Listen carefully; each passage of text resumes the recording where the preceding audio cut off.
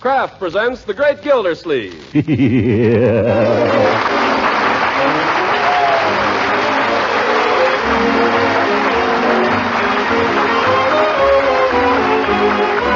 The Kraft Cheese Company will also bring you Bing Crosby every Thursday night. Present each week at this time Harold Perry as The Great Gildersleeves. Written by John Whedon and Sam Moore. We'll hear from the great Gildersleeve in just a moment. But first, what's the reason you homemakers favor certain foods? Is it because they have a flavor that particularly pleases the family appetites? Or do you buy them for reasons of economy? Or maybe nutrition is your most important consideration? Well, one food that you'll find is entirely satisfactory for all three reasons is Parquet, the quality margarine made by Kraft. Parquet margarine is a favorite in millions of homes as a spread for bread and as an appetizing seasoning for hot vegetables. You'll find, too, that it's grand when used for baking and pan frying. What's more, Parquet margarine is wonderfully nutritious. In fact, it's one of the best energy foods you can serve. And in summer as well as in winter, every pound contains 9,000 units of vitamin A. Now, as for economy, Parquet margarine costs a little cash and requires just 5 red ration points per pound. So for flavor, for good family nutrition, and for red stamp and cash economy, serve Parquet, P-A-R-K-A-Y. Parquet margarine made by Kraft.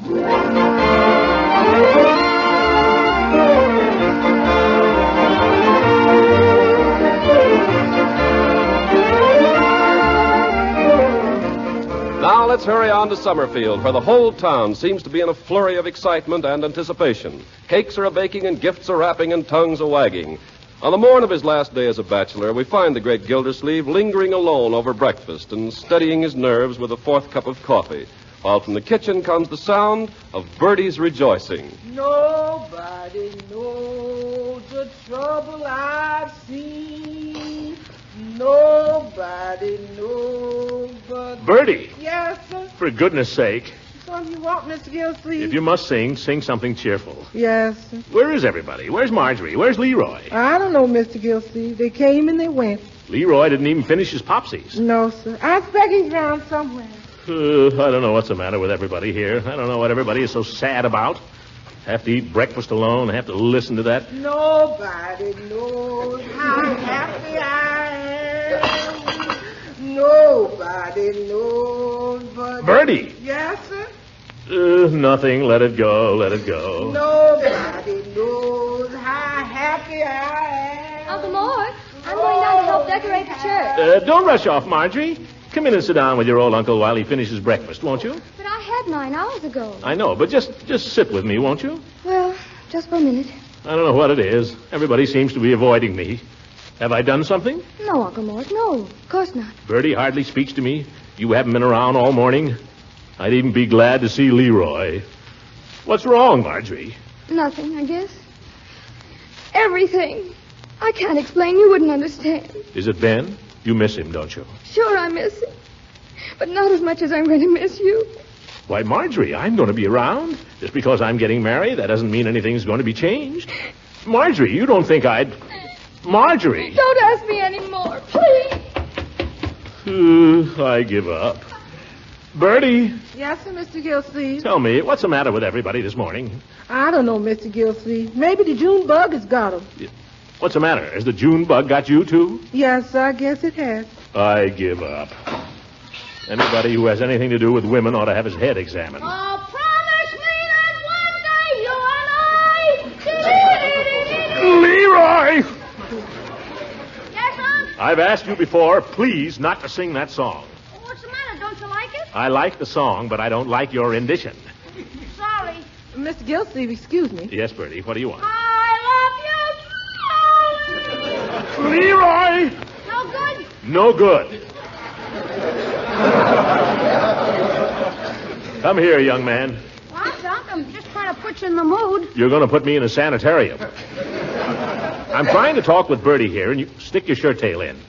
You're yelling your head off all the time. Now go find something to do. Gosh, it's getting so a guy can't even open his mouth around here. What a character. I heard that. Well, Bertie, what is it you wanted to say? Well, sir, I suppose after you get married tomorrow, you probably won't be needing me anymore, huh? Won't need you anymore. Bertie, stop talking nonsense. Well, you'll be married then, and Mrs. Ransom probably got different ideas. Listen, what's going on here? Is everybody gone crazy? Just because I'm getting married, the world doesn't have to come to an end. People have gotten married before, you know. People have been getting married for 15 or 20 years now. Ye gods, I never saw such a gloomy place. Marjorie crying, Leroy sulking, you talking about leaving. I can't stand it. I'm getting out of here.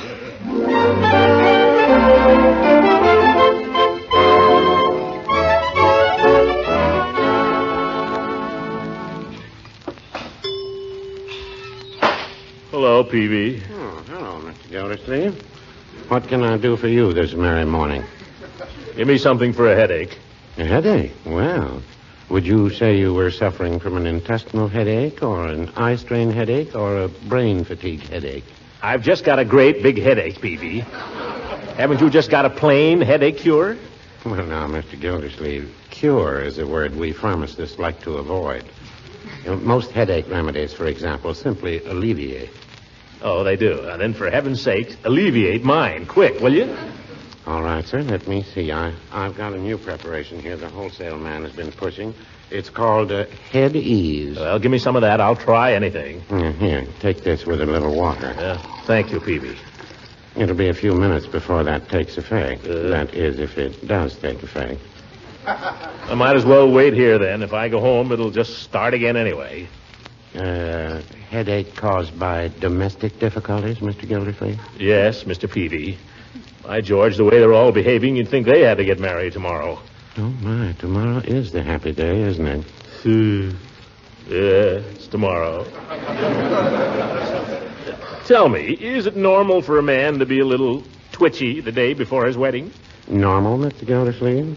Well, if anyone could say for sure what's normal and what isn't, he'd be a wise man. Don't get off the track, Peavy. Were you nervous the day before your wedding? Well, I wouldn't say nervous exactly, although my temperature went up to 99 2/10. Fahrenheit, I suppose. Yes. I checked it on 2 thermometers. Well, my symptoms are different, Peavy. My left eye jumps. I've got a twitch in my left elbow, too, and, well, sort of a general apprehensive feeling. Mm-hmm. I'd say it was possible that those symptoms all had some sort of psychological basis. You mean you think they'll all disappear as soon as I'm married? Well, no, I wouldn't say that. That reminds me, I hope you won't mind, but Mrs. Peavy and I sent Mrs. Ransom a wedding gift. Oh, well, that was very nice of you and Mrs. Peavy. Oh, it's nothing to get excited about, Mr. Gildersleeve. It's a radish bowl. Oh. Well, it's nice for radishes, anyway. What I started to say was we didn't have it monogrammed. Oh, that's all right, Peavy. Thanks anyway. I've always been leery of monograms ever since my brother's wedding was canceled at the last minute. Canceled? Yes. And, Mr. Gildersleeve, you just can't imagine the trouble there was returning those wedding presents. Oh, must have been terrible. How did it happen that your brother... The monogram things were the worst, I remember. Stores won't take them back, you know. Yeah, I know. You say the wedding was canceled? This particular monogram was especially awkward because it happened to be QQP. A little off the beaten path, you might say. Miles from it, Peavy. How did it happen your brother's wedding was canceled? Well, I'll tell you. This was my younger brother. I don't believe you ever knew him. Lassiter, Peavy? No. Never met Lassiter. He was engaged to marry a girl, a dancer named Queenie Quinn. I told you the monogram was QQP. Yes, you told me. Well, just the day before the wedding, he went to see her, and she took offense at some remark of his. She asked him to leave the house, and the next day she refused to marry him. You don't say. Yes, sir, and she was as good as her word. Peavy, there was no other man involved. Oh, no. Your brother didn't lose all his money or anything. No. The girl just called the whole thing off because of a chance remark? Well, I'm not sure, Mr. Gildersleeve. Knowing the lady in question, I always thought maybe Lassiter made that remark on purpose. Oh, well, I think I'll be running along now, Peavy. Well, how about a sedative for that jumpy feeling, Mr. Gildersleeve? I won't need it, Peavy. I feel much better now.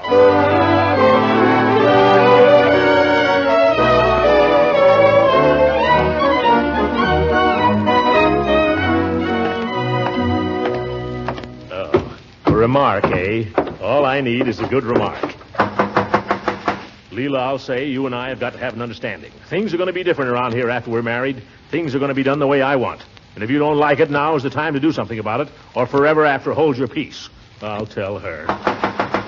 Leela? Coming, darling. Darling. Leela, you and I have got to have an understanding. Darling, I'd love to have an understanding with you. You would? Of course, right now I'm a little busy. No, right now. All right, darling. I just thought with the wedding and all. The wedding can wait. If you say so, darling, of course. You don't have to be such a martyr about it. Darling, nothing in the world is as important to me as what you want to do. You know that. Huh? Now, come sit down beside Leela on the swing and tell her what's troubling you. I don't want to sit down. Well, then maybe you'd like to walk in the garden. The roses are gorgeous. I hate walking. Oh, well then... I hate roses, too. Let's sit down. All right, let's. Oh, darling, your tie's all crooked. Here, let me fix it. You know, you need someone to take care of you. You really do. What's the matter with my tie? I like it the way it is. Oh, Throckmorton, you're being just a teensy bit difficult this morning. Who's being difficult? Just because I make a chance remark about a tie, you try to make a great big issue out of it. Well, if you don't like it... Oh, darling, don't misunderstand me. I love you when you're being difficult. Huh? It reminds me of Beauregard. Beauregard. I'll never forget when I was married to Beauregard. When he got up in the morning, he was always cross as a bear till he'd had his breakfast. Well, I've had breakfast. Why, some mornings he'd feel so mean he'd deliberately try to pick a quarrel with me. And then I'd kiss him and it made him so mad. You mean he quarreled with you and you liked him for it? Oh, gracious, no woman wants a man who has no spirit. Peavy ought to get around more. What, dear? Oh, I said I'm sorry if I seem peevish. Oh. Right. The fact is, well, I've come here to confess something, Leela. Oh, I love confessions. Leela, please, be serious. I'm serious, darling. Go on. Well, I feel I should tell you this, Leela. I feel that I should warn you. I'm not worthy of you, my dear. Oh, Throckmorton, don't be silly. I'm not. I'm a terrible fellow, really. Hardly anybody likes me. There are things about me you don't know, Leela. I've done things you wouldn't believe. Why, how fascinating. Tell me about them. I couldn't, Leela. I couldn't. They're the kind of things people don't speak about. I can only warn you that if you go through with this wedding, it'll bring you nothing but unhappiness, Leela, much as it hurts me to say. Oh, now, Throckmorton, don't you worry. I'm going to tell you a secret. Beauregard was no saint either. Beauregard. Always Beauregard. I guess I never told you about my tragedy with Beauregard. It's a thing I don't talk about much. Even after all these years, the memory is too painful. It's all right with me if I never hear about Beauregard again. Oh, I'll never forget him standing there in the doorway that night, so proud and so handsome.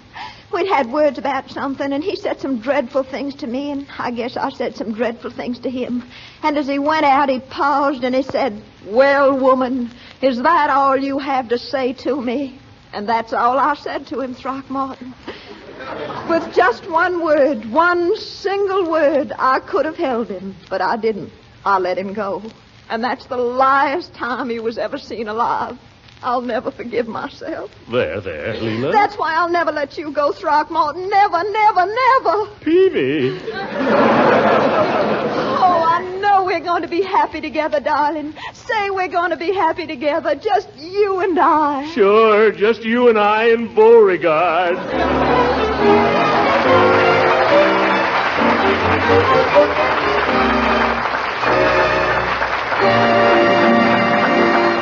The great Gildersleeves will be with us again in just a few seconds. Meanwhile, you know the old saying, waste not, want not. Well, it certainly applies to food in these days of shortages. And it applies to everything related to food. For example, cash and red ration stamps. Now, one of the best ways to effect real economy of cash and red stamps is to buy foods that are low in point cost and high in food value, like Parquet, the quality margarine made by Kraft. For Parquet tempts the appetite in many ways. It's highly nourishing, and it requires a surprisingly small cash outlay and only 5 red ration points per pound. Your family will like parquet margarine as a spread for bread and as a delicate seasoning in cooking vegetables from your victory garden. And you'll like it for baking and for pan frying, too. Besides delicious flavor, parquet is wonderfully nourishing. In fact, it's one of the best energy foods you can serve, and every pound contains 9,000 units of vitamin A. So, for all these reasons, serve your family Parquet, P-A-R-K-A-Y. Parquet margarine made by Kraft.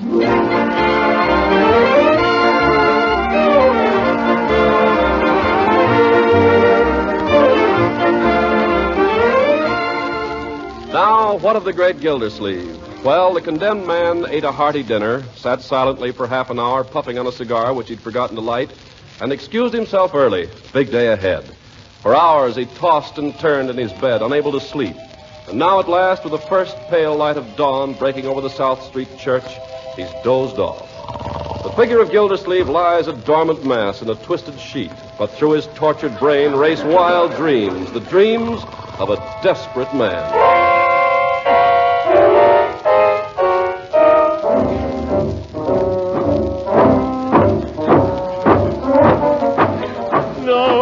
No, I can't go through with it. I can't go through with it. Buck up, old man, buck up. No, I can't go through with it. Do you, Leela, take this man to be thy wedded husband, to love and to cherish, to have and to hold, till death do you part? Indeed I do. And do you, Throckmorton, take this woman to be thy wedded wife, to love, honor, and obey, till death do you part? No! Come back here! Gildersleeves! Head him off, somebody! There he goes! Oh, right through the Annie V. Mulhauser Memorial window. After him, then! Unc! Where are you, Leroy? Here in the bushes. Quick, follow me. Marge has the car waiting. Good boy. Run for it. Step on it, Marge. I am stepping on it. We'll step on it some more. Leroy, remind me to get the oil changed next time we get Here up. they come. They're gaining on us. Oh, my goodness. Judge Hooker's at the wheel. Hooker, he'll stop at nothing. We haven't a chance, Unc. He's got a C card and we've only got an A. Yeah. Hold on. Hold on, everybody. Here comes the coroner. Boy, we took that one on 2 retreads. If we can just make the house, I know a swell place to hide in the cedar closet. Here we are. Pile out, Uncle Moore. Run forward, Unc. Come on, kid. Oh, they'll be here any minute. Oh, the door's locked. Bertie, let me in. Who's that wants to come in? It's me, Gildersleeve. I'm sorry, Mr. Gildersleeve ain't here. I know he's not here. I mean, he is so here. He's right here with me. I mean, I'm him. Never mind what I mean. Let me in, Bertie. I'm sorry, I can't let nobody in till Mr. Gildersleeve comes back. He's down at the church getting married. No, he's not. He's right here. Don't you recognize me, Bertie? It's me, Mr. Gildersleeve. Open the door and you'll see. I ain't taking no chances. Let me hear you laugh. Quick, Uncle Mort. Laugh. Here they come. Laugh. Laugh. Laugh. Don't laugh. How can I laugh? Mr. Gildersleeve, why didn't you say so? Come on, Leroy, Marjorie, quick. Slam the door. They're after me, Bertie. Protect me. Who's after you? Judge Hooker and his posse. Well, they ain't going to get you. Not while I got this meat chopper. Oh. Quiet. I hear them coming up the walk. Throckmorton, no, Throckmorton. There's nobody home but the maid.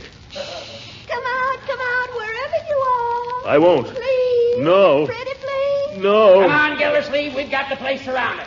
I'll give you just 30 seconds to come out of there. Then what'll you do? I'll huff and I'll puff and I'll blow your house down. He'll do it, too, the old windbag. Oh, my goodness. What am I going to do? I'm huffing. No. I'm puffing. Don't. I'm going to blow. No, don't blow. I'll give up, Judge. I'll give up. I'll give up, Judge. What are you talking about, Gildy? It's time to wake up. Mr. Gildersleeve, wake up. The judge is here. My land, look how he's tangled up that bed. Wake up, old man. Wake up. Wake up. I never saw such huffing and puffing. Judge, Bertie, oh, my goodness, I had the most horrible dream. I dreamed it was my wedding day. Well, get up, you darn fool. It is.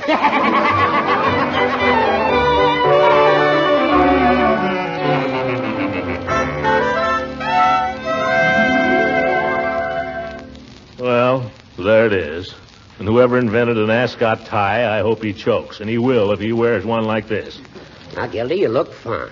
Here, slip on the vest. Vest in the middle of July. Who said July was a good month for weddings? It's not July, Gildy. It's only June. June's no good either. Give me the coat. There. I got you looking like a model bridegroom. I don't believe it. Look in the glass. How's that?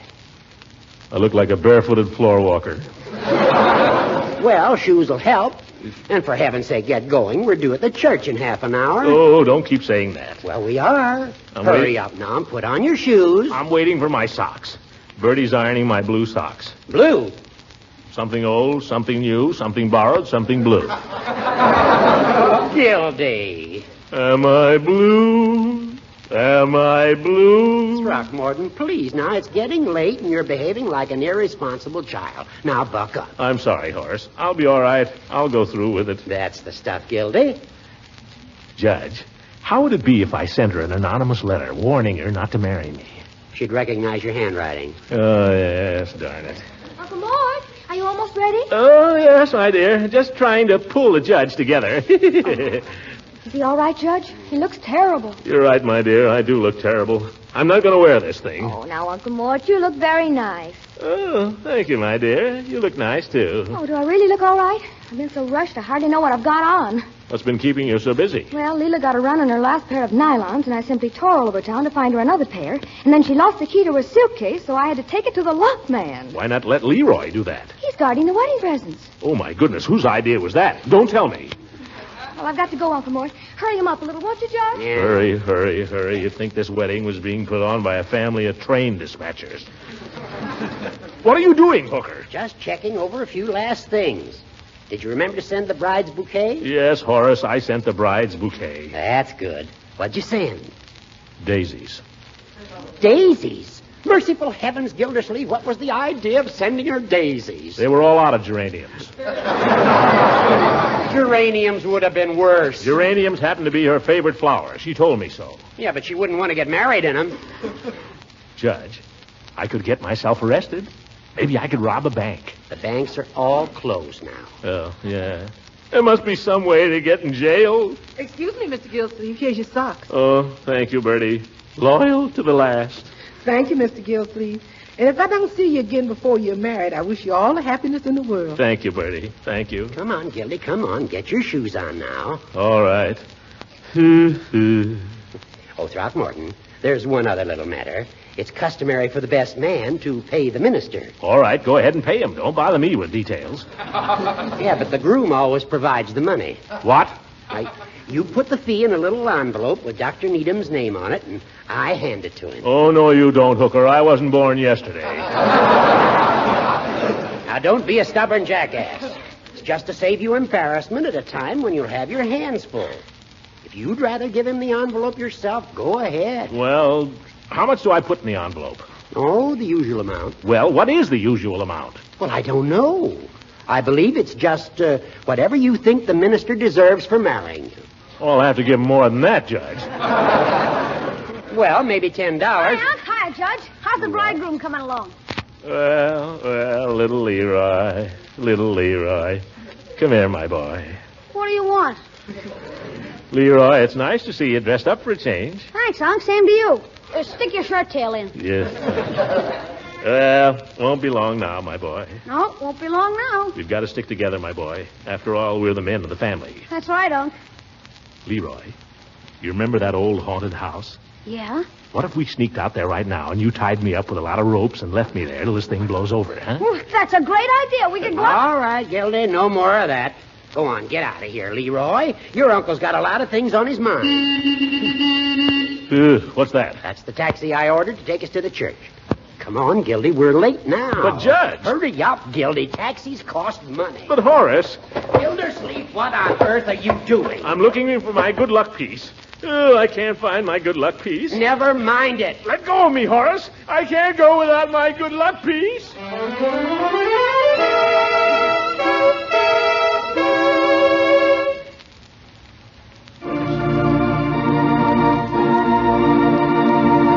with me, Horace.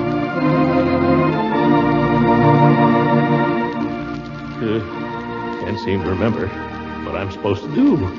Just stand here, Throckmorton. Here? Yes. Then when Leela gets here, you and she walk side by side up the steps and stand in front of Dr. Needham. Way up there? Of course. Where will you be, Horace? I'll be right behind you, old boy. Now, here comes Leela. Go on up. Hello, Leela. Daisies. Well, Hush.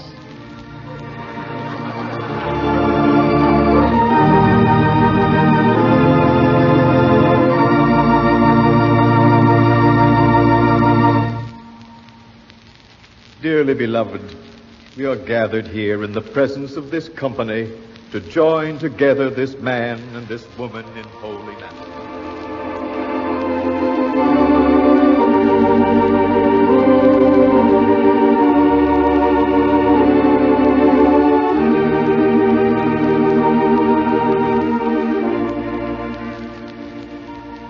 If any man can show just cause why they may not lawfully be joined together, let him now speak, or else hereafter forever hold his peace.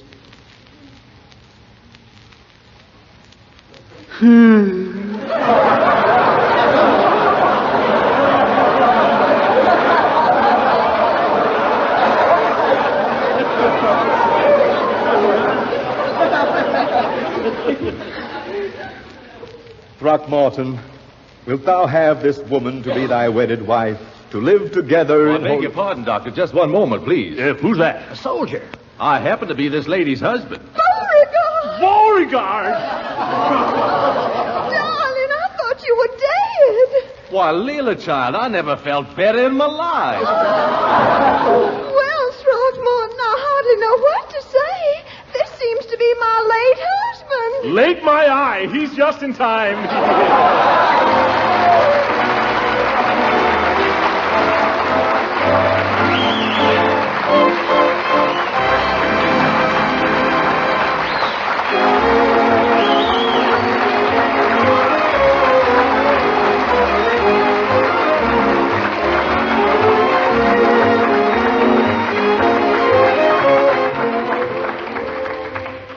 Well, that was a pretty narrow squeak for me, wasn't it, folks?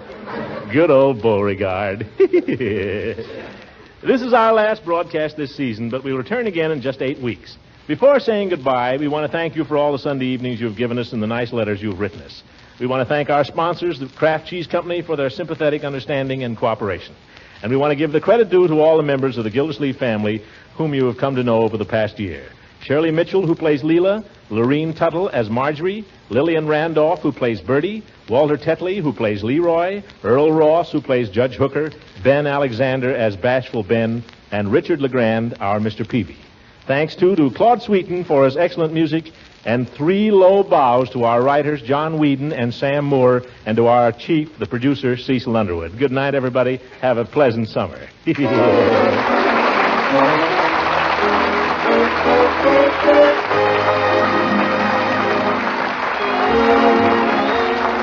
is Ken Carpenter speaking for the Kraft Cheese Company. We hope you'll be listening when the Great Gildersleeve returns again the end of August at this same time and over these same stations. Homemakers, I want to tell you about something that's a point saver, a time saver, and a money saver all in one. It's Kraft Dinner, the product that gives you swell macaroni and cheese in just 7 minutes cooking time. A package that serves 4 takes just 1 red ration point, and the cost per serving is only a few cents. Does all this sound too good to be true? Well, get one of those yellow and blue packages of Kraft Dinner. See how the special Kraft Dinner macaroni cooks fluffy tender just in boiling water. See how the Kraft grated in every box lets you whisk cheese goodness through and through that fluffy macaroni. Then listen to the folks compliment you on that speedy macaroni and cheese. If company's coming, you might mold that hot macaroni and cheese into a ring and serve it with a little cream meat or fish or vegetables.